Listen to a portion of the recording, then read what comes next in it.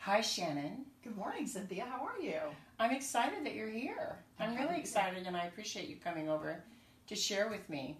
So this is Cynthia Mayotte of the Great Adventure Radio Show on WLNW, New Hampshire Family Radio, 90.7 FM, which is on Thursday mornings from 11 to noon. So with everything going on recently, with my going up to the hearings in Concord and becoming aware of how uninformed I've been and out of the loop I've been, and the passion, the partisan thing and the passion between the opposing views, it made me very curious, and I thought maybe this is the time that I should consider possibly being a state rep, although it's very scary to me. Mm-hmm. And it is a scary thing because we really don't know, but mm-hmm. you are the expert. Mm-hmm. So I wanted to interview you today. Just like the basic things, like when would I have to file? What does it cost? Yep. What's the process? Yeah, this is great. I'm happy to do that. Yeah. Yes. So I think it's important that we talk about these things because I think so many people are overwhelmed at the process. And so we're here today to answer some of these questions. Yeah, I'm certainly overwhelmed by the idea. Yeah. Yeah. So I read yesterday that the filing date began yesterday on the 6th. Right. And yes. It's until the 15th? Yes, so the filing period opened yesterday, and then it closes next Friday, June the 15th. Okay. And so you would, so running for rep is important to be able to have an impact on the legislature, to be able to help to pass laws or to stop bad laws from passing. Where they also set the state budget as well. Okay. The state representatives in New Hampshire also set the county budgets too around the state. They do that in December. And so it's a real opportunity for you to have a voice for the values that you and I share and that Cornerstone shares as well. So the filing period is right now, and then in September is when we have the primary. And then the top vote getters in either party then go on to the general election in November. And so someone who files has from next Friday through until September to get their voice out there and their name out there so whatever party that they file under, that they win in the primary, and then the top vote getters then go into November. Okay. So that's the campaign process. That's the campaign process. And the timing, just kind of giving a lay of the land. Okay. And then in January, is when the legislative session opens, and it goes until June when it is a budget year. And then when it's an election year, it's usually over by about Memorial Day. And a number of people are kind of overwhelmed at the question about what the time commitment is to run. That would be important to me. I would want to know what it is I'm committing to. Right. So the time commitment would be that it's all in what you want to put into it, because you could be someone that's a rep who shows up for the votes when you have, the session days when the whole legislative body is in session, or you can be someone who wants to serve on a committee, and in that committee, then you can be very engaged and, be very committed to going to those committee hearings and researching and doing work behind the scenes and so forth. So at a minimum, you would have to be available for session days on Wednesdays and Thursdays from January to the first half of June next year. What time? And the session days usually begin at 10 a.m.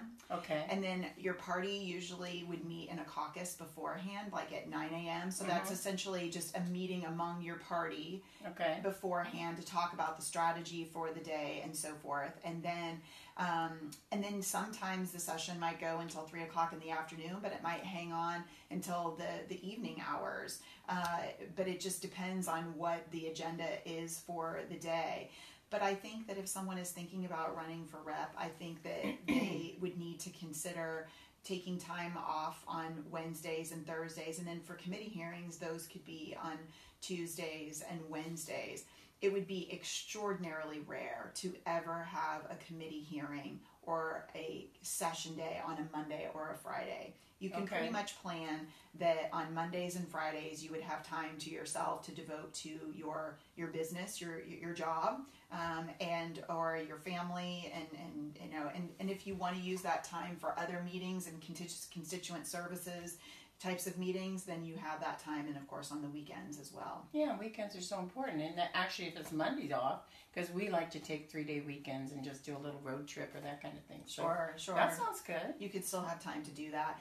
Now, I will say that with the reps too, you would also, in November, you would have to, after the general election, if you were to be victorious in the general election, then you Stay would positive. Yes, that's right. Then you meet in November to choose the speaker, your party's representative for the Speaker of the House, the nominee for Speaker of the Okay. House, which is a very, very powerful position, very important. So you would have to report in November for a meeting that would take place among your party to vote for the nominee that you're going to put forth as the speaker. And then in December, then you would report for your when you were sworn in officially as a Okay. state rep. And then after that, there would be another day in December that you would be required to come to Concord in order to vote for the speaker. And then you would also have some work possibly in December, like 2 meetings, I believe, that relates to the setting of the budget for the counties as well. Now, how many seats are there? There are 400 seats in the state Wow. legislature. Yes. 400 as a state rep, and then 24. I had no idea there were 400. I know. And then 24 state senators. So we are the 3rd largest governing body in the free world, 3rd only to British Parliament and Really? and the U.S. House of Representatives. It's a huge number. New of people. Hampshire's an important state. That's right. But it's a citizens legislature. It's so easy to become a state rep because you can. There's so many of us. So, like, say for example, my town of Bedford, we have 7 representatives in the town of Bedford, and it's based on, I believe, 3,500 residents. So for every 3,500 residents in the state of New Hampshire, you have a representative. And the state reps are only paid $100 a year, and they do get free tolls though. So you're doing this as a volunteer, a patriot. That's right. And a labor of love, wanting to make a difference. For me, my incentive is my grandchildren. My family, my grandchildren, and others. When I'm out and about and I see toddlers and babies and young children, my heart is really towards them, Right. and that they enjoy the future that I've always... Right. Freedom. Yeah, Freedom and liberty that I've grown up in. It's a real opportunity for people to be able to serve and to bring their values to Concord and to government. It's our responsibility to be engaged in public policy, to vote. It is our God-given right and responsibility to vote and to be engaged in. Yeah. It's our civic duty. And so, we have 55 seats right now in the House of Representatives that have people who are running who are completely diametrically opposed to everything that our values stand for at Cornerstone and that what we share personally. And it's a real opportunity for Christians to just step right in to be able to bring those values. These are districts where our values are winnable. It's just that we don't have enough people that have been willing to run thus far. And so it's really important that Christians step up and understand that this is a really great opportunity that they can make a huge difference. Well, you demonstrated that to me with your encouragement some time ago regarding, I had never gone up for a Senate hearing. I didn't know the process. Actually, good friends had called me about something that was very close to my heart and let me know that a hearing was happening the next morning. Mm-hmm. And I wasn't prepared, but I wanted to be there. And it impacted me greatly. And everyone that I've gone to since has. Because you sit back and you think, what difference can I make? But the reality was, and I was very happy to see, that even though there were opposing parties and opposing views, that it was done professionally, respectfully, and orderly. That there was nothing that was aggressive or anything. It was people who wanted to give an opportunity to speak, signed a simple paper, and you were called by your name. And I was really encouraged by that. And I was surprised at the topic. And I was inspired that this is really important. Right. Because all of us who have an opinion, all of us who love our state and love our country, the average citizen such as myself feels like, well, what's it matter what I think? And we talk among ourselves. We talk among those that are in agreement with us because we don't know that we can make a difference. That day, I realized it's important that people share their views and that they are part of the process. And that's why I began to wonder, well, maybe. Right. So my question to you, because of time constraints and whatever, I'm an employed person. Sure. How would you come alongside, and I'm completely ignorant of the process, and what it would be a major learning curve for me, as I think it would be for most.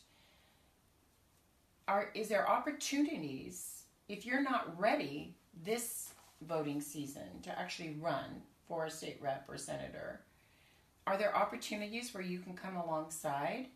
For sure. And be mentored by those who already know the system? For sure. Yeah. So we have a number of our friendly reps that we're close to that can be available to answer questions about how they navigated the balance in their life between work and family and play, and being able to yet be an effective public servant in this way.